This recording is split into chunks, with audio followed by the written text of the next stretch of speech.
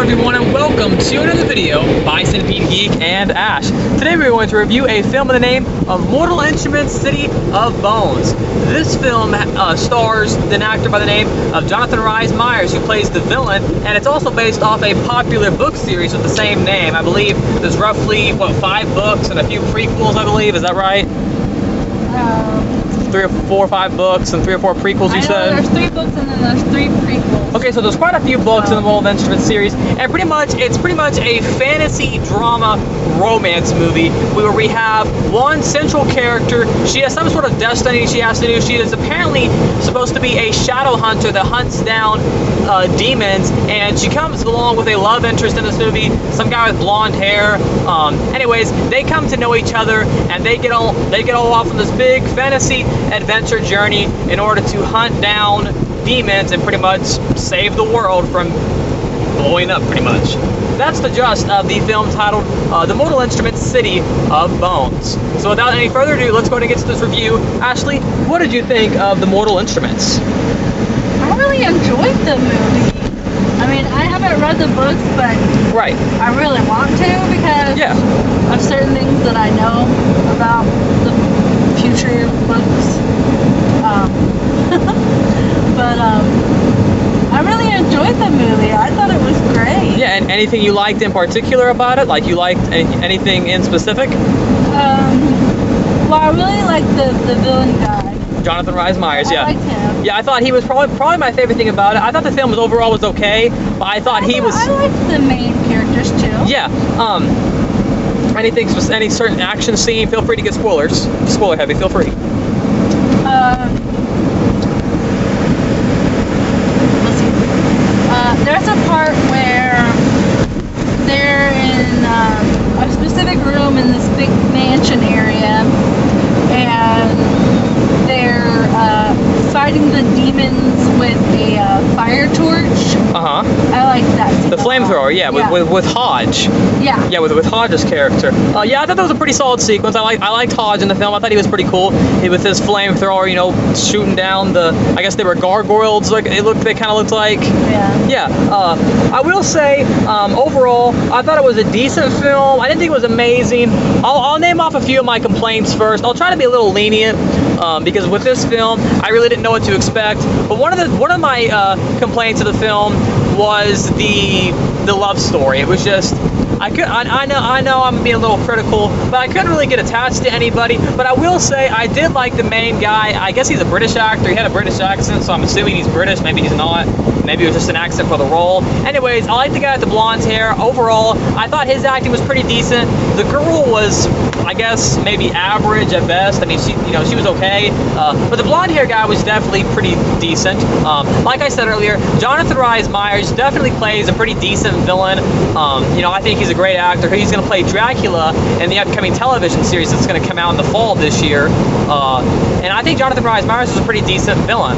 I also enjoyed Hodge's character, even though he wasn't in the movie that much. I kind of liked the deal, pretty much, if you want to think about a deal with the devil that he made, he made a deal with the bad character, and I really liked Hodge's character. But again, my complaints are the love story. At times it feels really cliche when they hit heads and fall on each other and stuff like that, but I guess you didn't get that same reaction. You liked that. No, I loved it. You loved it, yeah. Loved it. Yeah.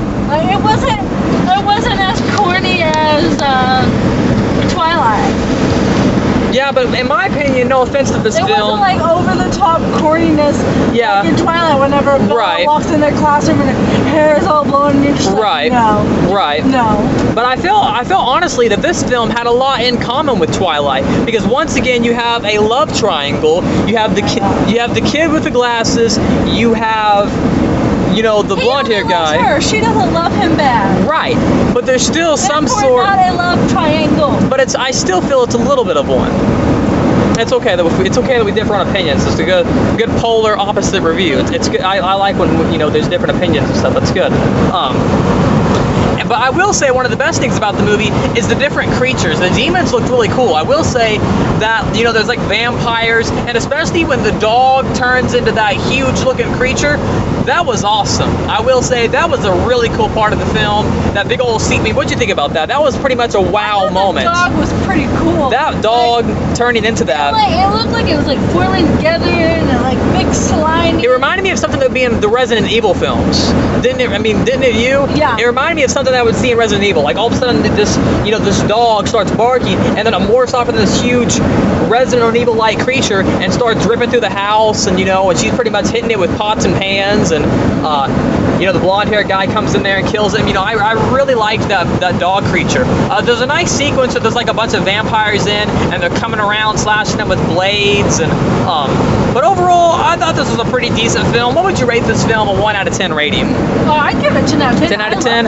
I'd pretty much give the film a solid 7. I'm gonna go ahead and be lenient, just give it a solid C rating. It's not an amazing or a spectacular film. You know, overall, I just found it was decent.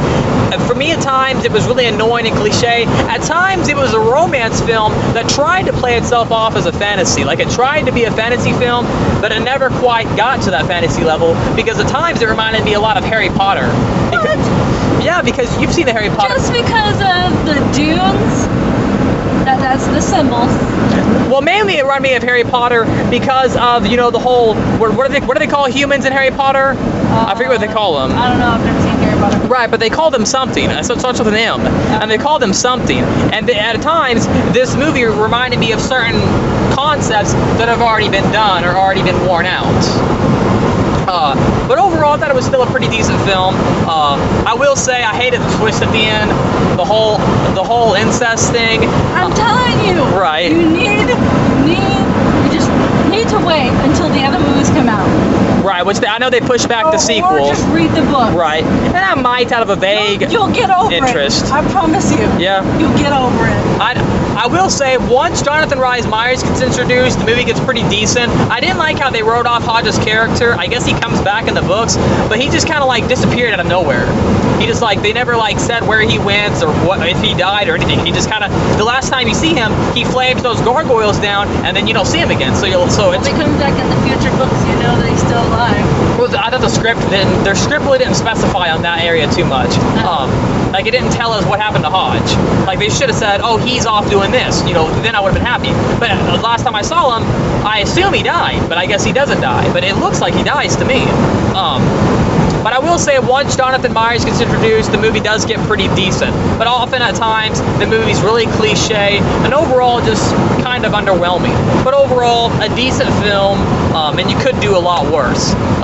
Anyways, any last thoughts you want to say? It's a great film. Okay, well, that's Ash and Cinepeace Geeks review of the film based off the book by the name of The Mortal Instruments, City of Bones. Once again, thanks for watching another video by Cinepeace Geek and Ash. Make sure to like, comment, subscribe to my page below, and we'll see you guys later for more videos by Cinepeace Geek and Ash.